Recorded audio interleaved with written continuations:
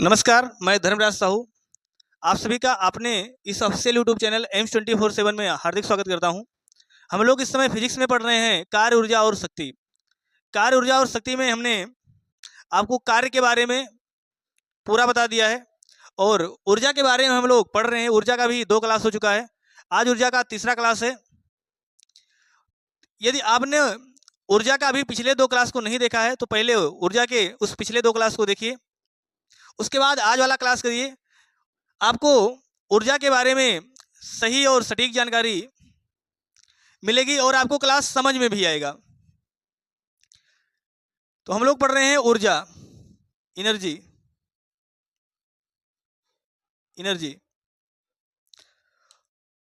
ऊर्जा में हमने आपको बताया है ऊर्जा क्या है, कार्य करने की क्षमता ऊर्जा कहलाती है।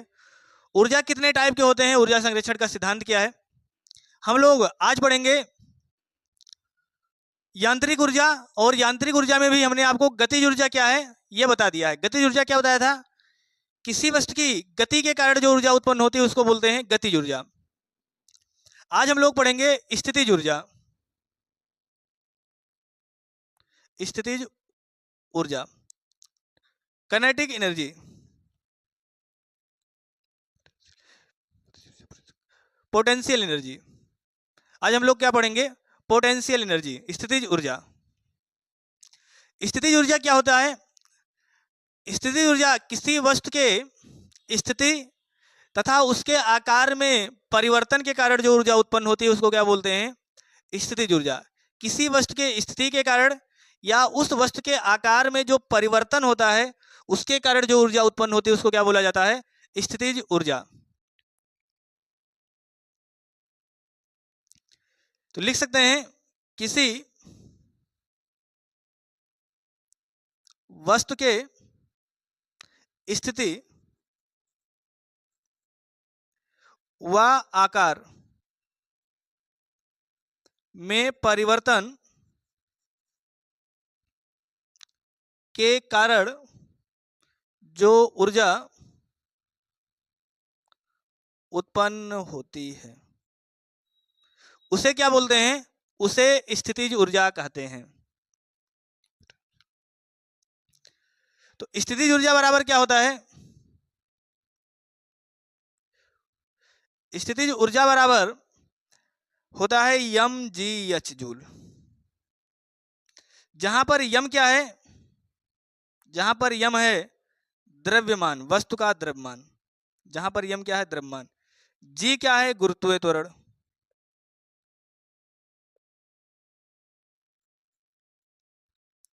गुरुत्वीय त्वरण। और एच क्या है, ऊंचाई, वस्तु की ऊंचाई। गुरुत्वीय त्वरण का मान क्या होता है, बताइए सभी लोग। गुरुत्वीय त्वरण का मान क्या होता है, पढ़े होंगे हाई स्कूल इंटर में। बताइए गुरुत्वीय त्वरण का मान क्या होता है। जी का मान कितना होता है, तो जी का मान होता है 9.8 मीटर पर सेकेंड स्क्वायर। गुरुत्वीय त्वरण का मान कितना होता है, 9.8 मीटर पर सेकेंड स्क्वायर। कहां पर होता है, पृथ्वी की सतह पर। स्थितिज ऊर्जा की अगर हम उदाहरण की बात करें तो उदाहरण कौन सा है, उदाहरण जैसे खींचा हुआ धनुष। खींचा हुआ धनुष, खींचा हुआ धनुष में कौन सी ऊर्जा होगी, स्थितिज ऊर्जा, क्योंकि वस्तु के स्थिति या उसके आकार में परिवर्तन के कारण उत्पन्न हुआ है। अगर हमने उस धनुष को छोड़ दिया तो तीर जाएगी, दूर जाएगी, और अगर तीर जाएगी तो कौन सी ऊर्जा होगी, गतिज ऊर्जा। क्योंकि हमने कल के क्लास में आपको बताया था कि गतिज ऊर्जा होने के लिए गति का होना आवश्यक है। अगर गति नहीं होगा तो गतिज ऊर्जा नहीं होगा। तो खींचा हुआ धनुष कौन सी ऊर्जा है, स्थितिज ऊर्जा, क्योंकि उसके स्थिति या उस धनुष के आकार में परिवर्तन के कारण उत्पन्न हुआ है। इसी प्रकार से हम कह सकते हैं खींचा हुआ गुलेल, जो बंदर को मारने के लिए प्रयोग करते हैं ना, गुलता जिसको बोलते हैं।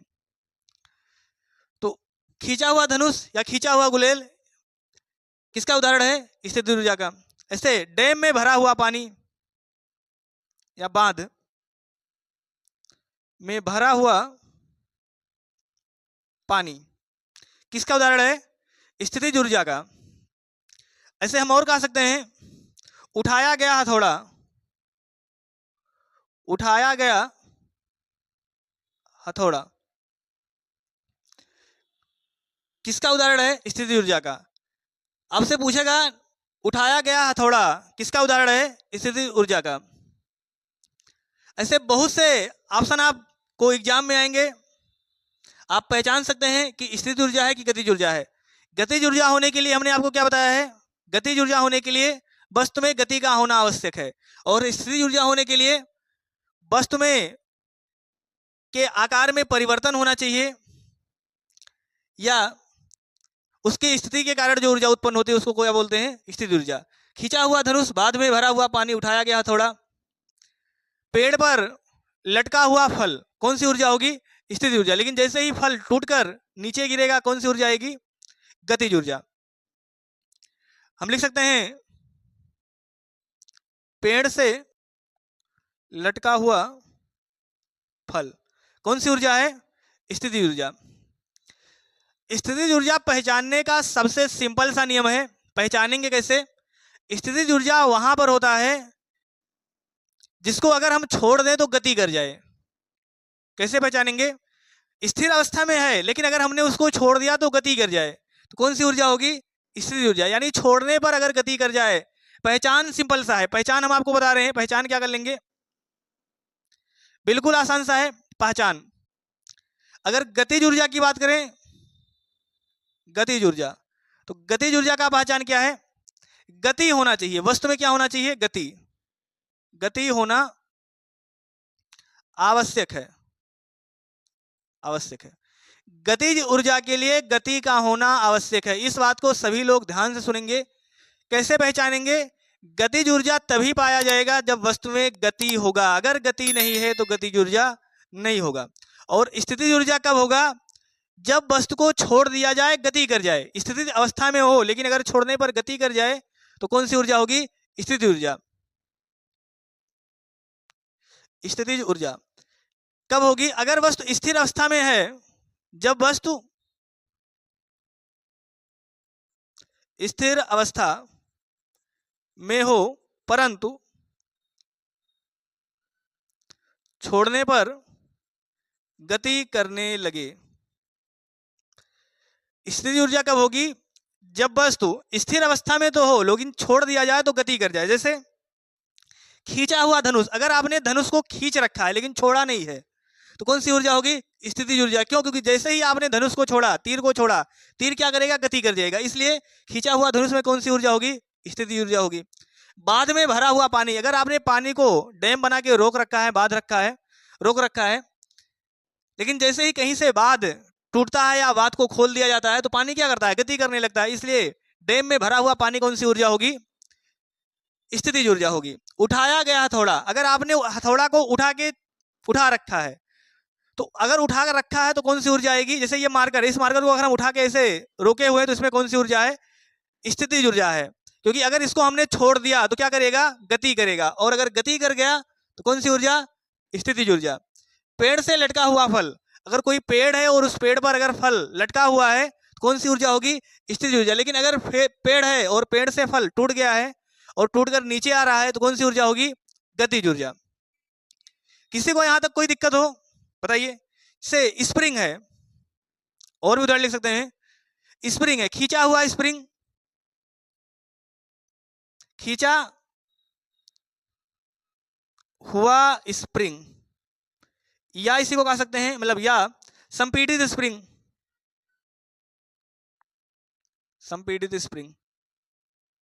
तो खींचा हुआ स्प्रिंग में कौन सी ऊर्जा होगी या संपीड़ित स्प्रिंग में कौन सी ऊर्जा होगी?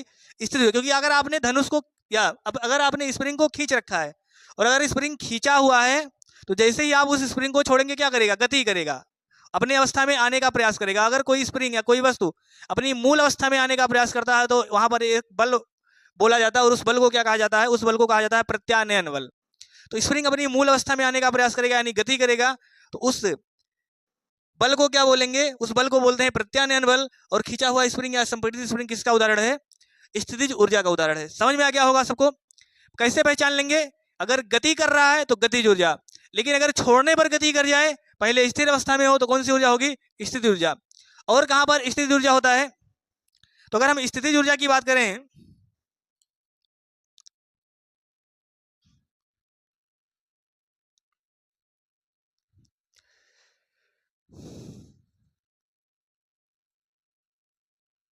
स्थितिज ऊर्जा। और कहाँ पर होगा? तो स्थितिज ऊर्जा ऊंचाई पर जाने से होगा। अगर कोई वस्तु ऊंचाई पर है,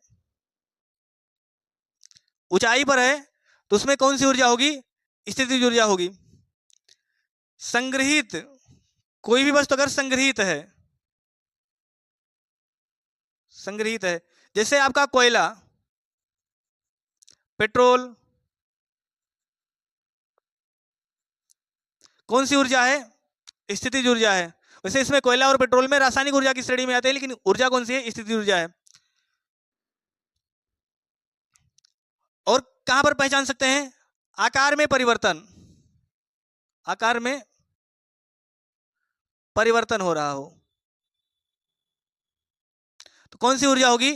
स्थितिज ऊर्जा।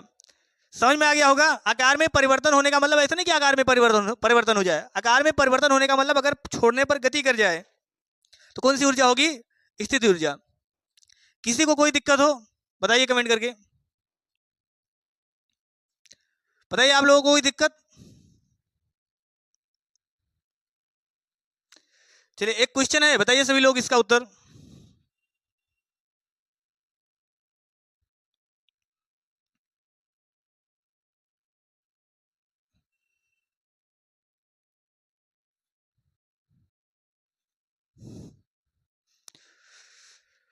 चलिए क्वेश्चन है 5 किलोग्राम द्रव्यमान का एक गोला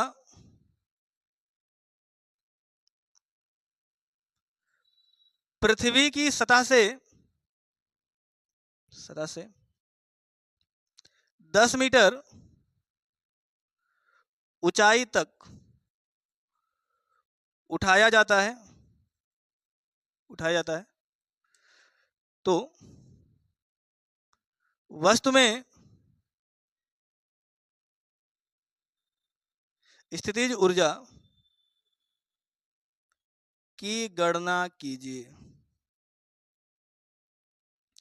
जी का मान कितना है? जी का मान है 10 मीटर पर सेकेंड स्क्वायर। जी का मान आपको कितना लेना है? 10 मीटर पर सेकेंड स्क्वायर। बताइए इसका उत्तर कमेंट करके कितना आएगा? बताइए सभी लोग इसका उत्तर। चलिए स्थितिज ऊर्जा बराबर कितना होता है? स्थितिज ऊर्जा बराबर होता है mgh। m का मान कितना है? 5। g का मान कितना है? 10। h का मान कितना है? 10 मीटर। मान कितना आ जाएगा? 10 पंचे 500 जूल। तो स्थितिज ऊर्जा कितनी होगी? 500 जूल। किसी को कोई दिक्कत हो बताइए। चलिए अगला सवाल बताइए। 2 किलोग्राम द्रव्यमान का एक गोला पृथ्वी की सतह से 5 मीटर 5 मीटर ऊंचाई तक उठाया जाता है, तो वस्तु में स्थितिज ऊर्जा कितनी होगी? कितना आएगा? चलिए कैसे निकाल लेंगे इसको? स्थितिज ऊर्जा बराबर mgh। m का मान कितना है? 2। g का मान कितना है? 10। h का मान कितना है? 5। 5 दूनी 10, 10 100, कितना जाएगा? 100 जूल। किसी को कोई दिक्कत हो?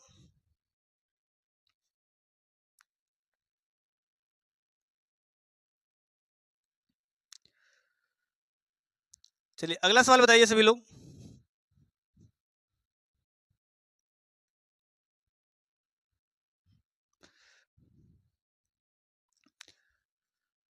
अगला सवाल है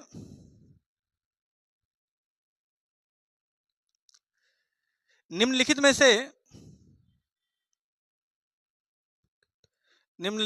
से किसमें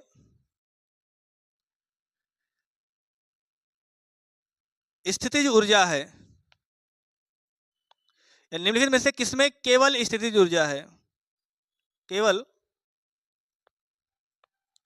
स्थितिज ऊर्जा है। निम्नलिखित में से किसमें केवल स्थितिज ऊर्जा है? आपका ऑप्शन है बहता हुआ पानी, बहता हुआ पानी, बंदूक से निकली गोली, बंदूक से निकली गोली,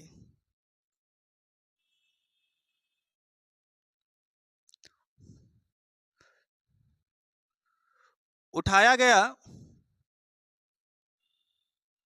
हथौड़ा, और अगला है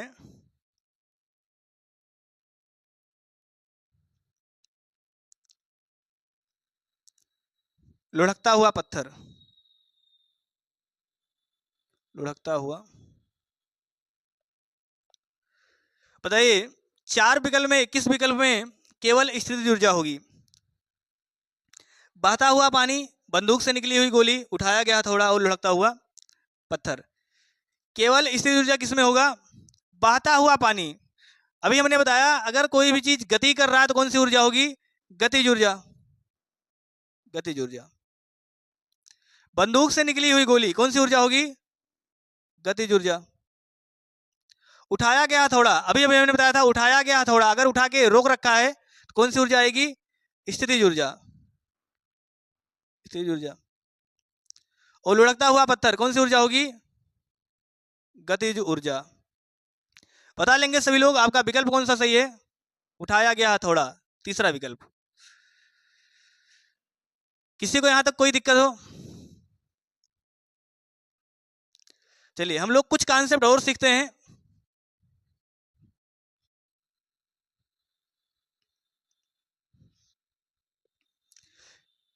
तो गतिज ऊर्जा,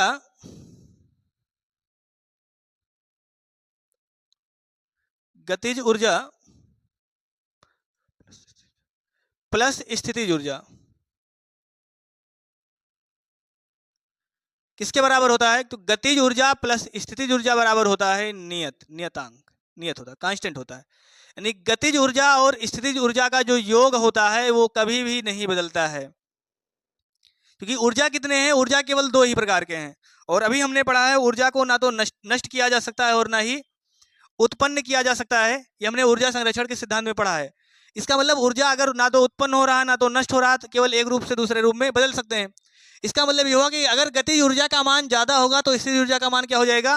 कम हो जाएगा। और स्थितिज ऊर्जा का मान ज्यादा होगा तो गतिज ऊर्जा का मान क्या होगा? कम होगा। यानी गतिज ऊर्जा प्लस स्थितिज ऊर्जा दोनों का जो योग होता है वो हमेशा क्या होता है? कांस्टेंट होता है, नियत होता है। या इसी को हम ये भी कह सकते हैं गतिज ऊर्जा,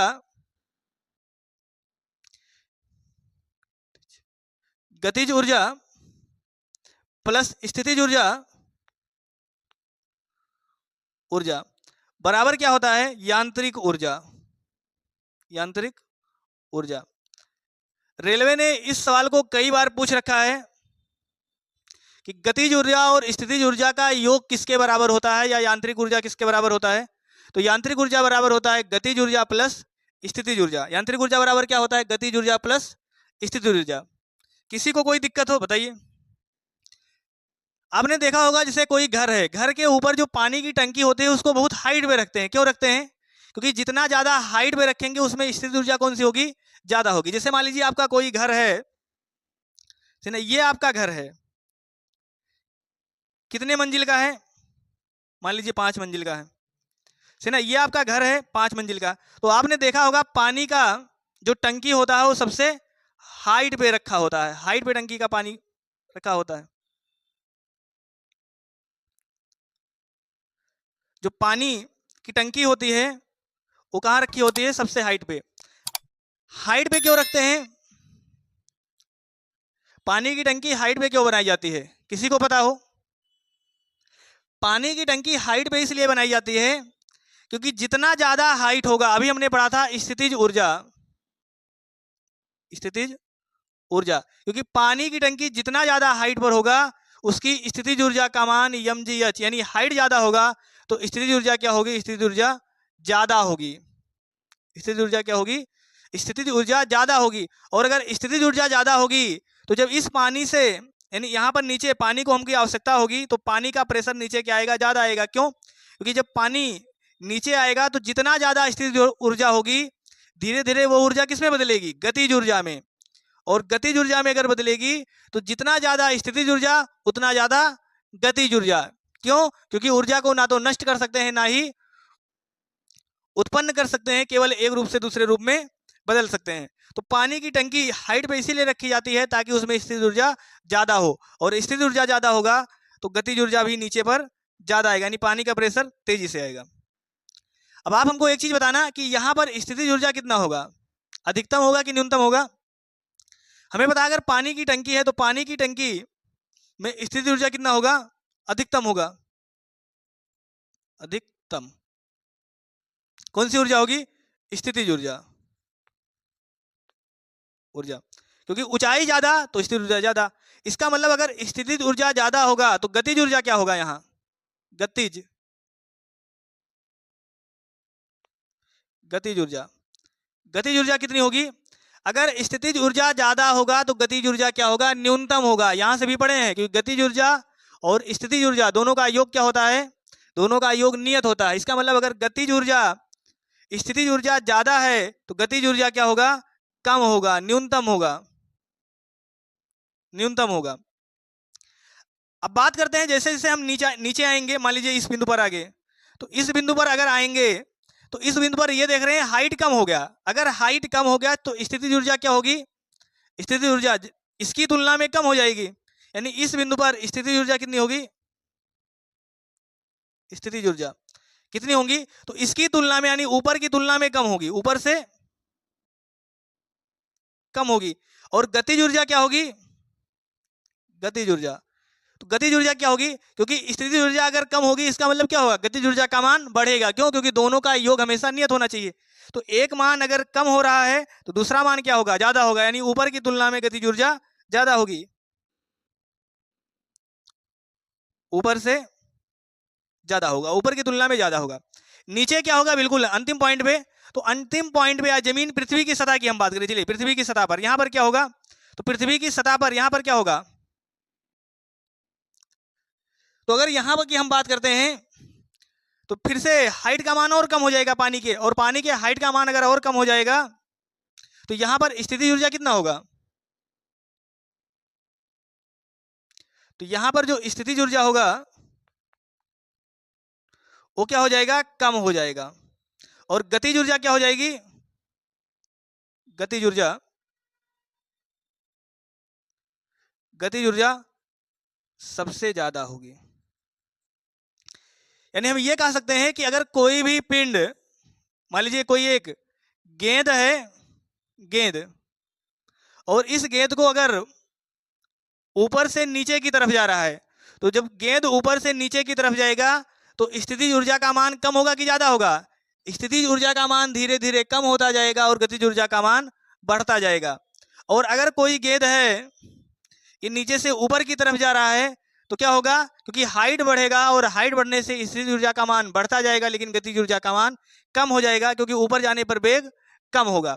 तो इस पॉइंट को, इस बात को हम लोग नोट करके लिख लेते हैं कि कोई भी वस्तु जब ऊपर जाती है तो स्थितिज ऊर्जा का मान बढ़ता है तथा गतिज ऊर्जा का मान कम होता है।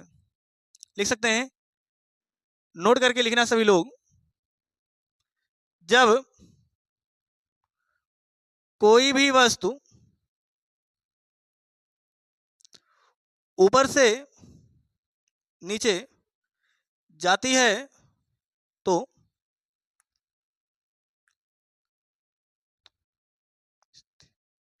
जब कोई भी वस्तु ऊपर से नीचे जाती है तो स्थितिज ऊर्जा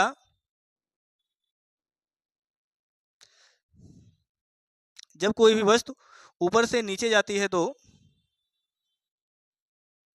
स्थितिज ऊर्जा का मान कम होता है तथा गतिज ऊर्जा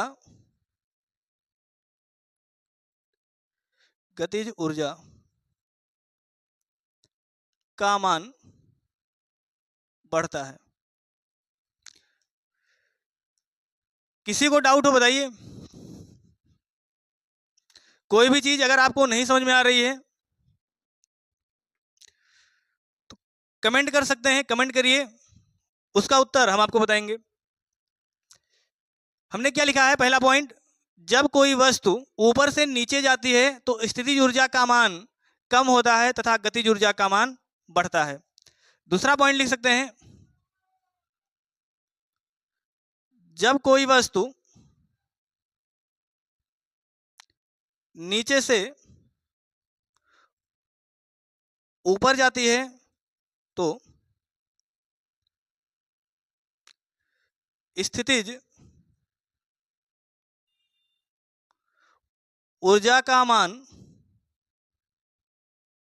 जब कोई वस्तु नीचे से ऊपर जाती है तो स्थितिज ऊर्जा का मान बढ़ता है तथा गतिज ऊर्जा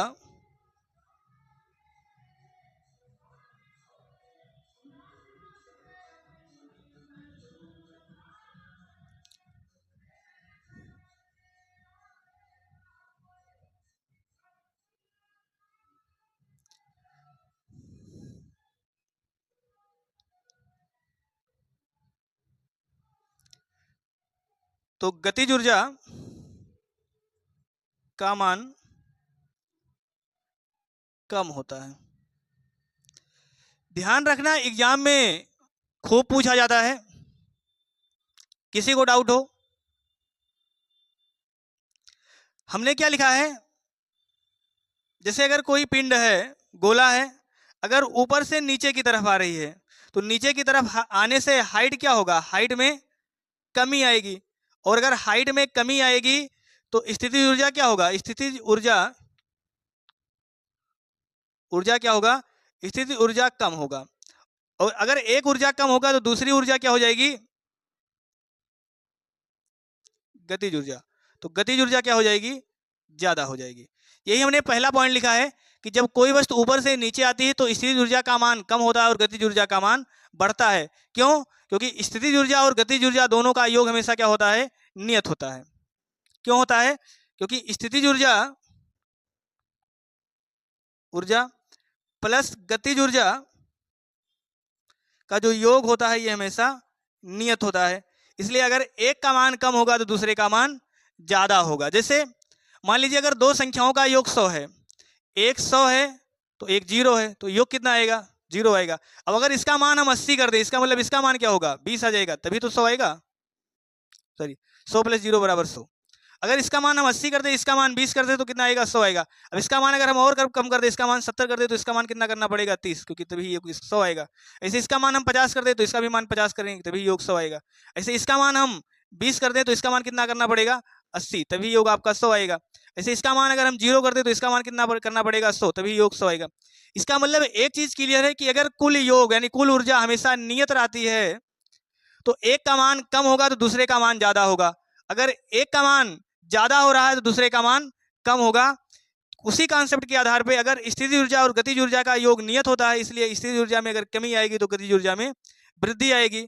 सेम उसी प्रकार अगर कोई पिंड नीचे से ऊपर जा रहा है तो हाइट क्या होगा, ऊंचाई, उसका ऊंचाई ज्यादा होगा। और अगर ऊंचाई ज्यादा होगा तो स्थितिज ऊर्जा क्या होगी, स्थितिज ऊर्जा ज्यादा होगी। और गतिज ऊर्जा क्या होगी, गतिज ऊर्जा कम होगा। क्लियर है ये चीज सभी को, बताइए। चलिए सभी लोग एक क्वेश्चन बताइए।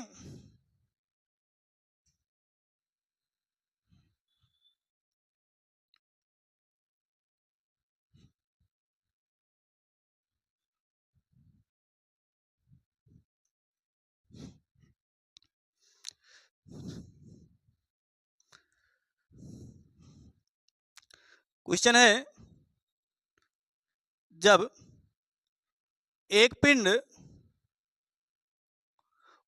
ऊपर से नीचे आता है तो स्थितिज ऊर्जा क्या की कमी होगी, दूसरा ऑप्शन है वृद्धि होगी, तीसरा ऑप्शन है समान रहेगा, और चौथा ऑप्शन है ज्ञात नहीं कर सकते।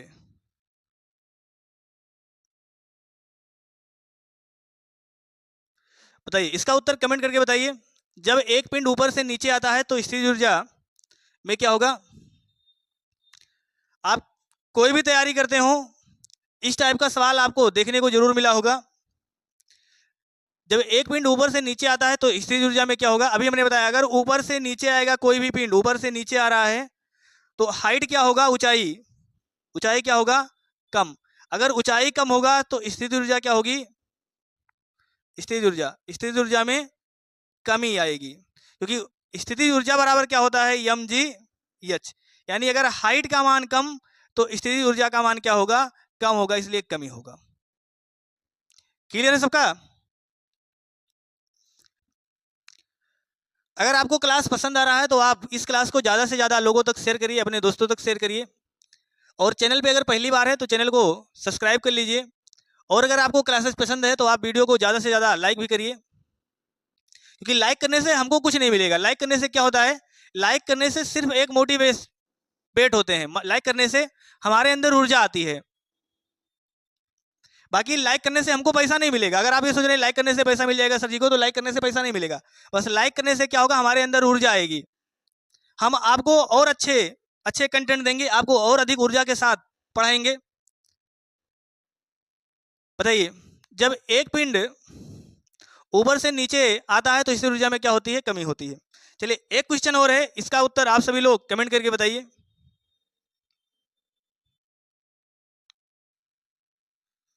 क्वेश्चन है, जब कोई पिंड नीचे से ऊपर जाती है तो कुल ऊर्जा सदैव क्या रहेगी? कुल ऊर्जा में सदैव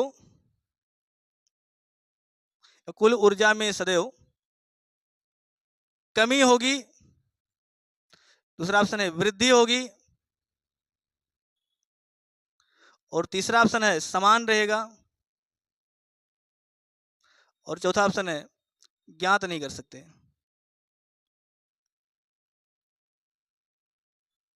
बताइए, जब कोई पिंड ऊपर से या नीचे से ऊपर जाती है तो कुल ऊर्जा में क्या होता है? बताइए, सभी लोग बताइए क्या होगा? जब कोई पिंड नीचे से ऊपर जाती है तो कुल ऊर्जा में सदैव क्या होगा? कुल ऊर्जा सदैव नियत रहेगी। नियत।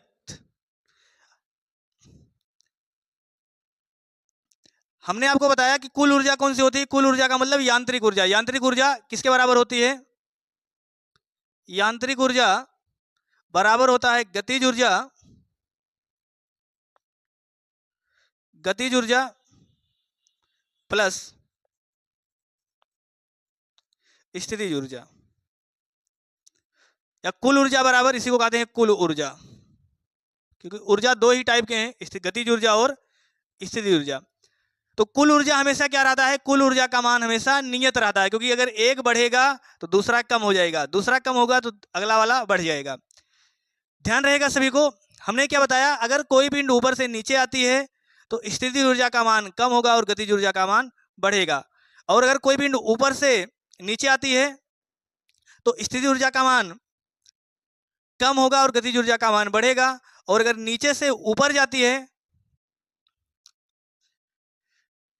चलिए किसी को दिक्कत हो इसमें तो ध्यान रखना सभी लोग, जब कोई पिंड नीचे से ऊपर जाए या ऊपर से नीचे आए, कुल ऊर्जा हमेशा क्या होगी? कुल ऊर्जा हमेशा नियत होगी। तो इसका सही उत्तर कौन सा है? समान रहेगा। चलिए, अगर आपको कोई दिक्कत है तो आप कमेंट कर सकते हैं। चलिए, आप सभी का बहुत बहुत धन्यवाद।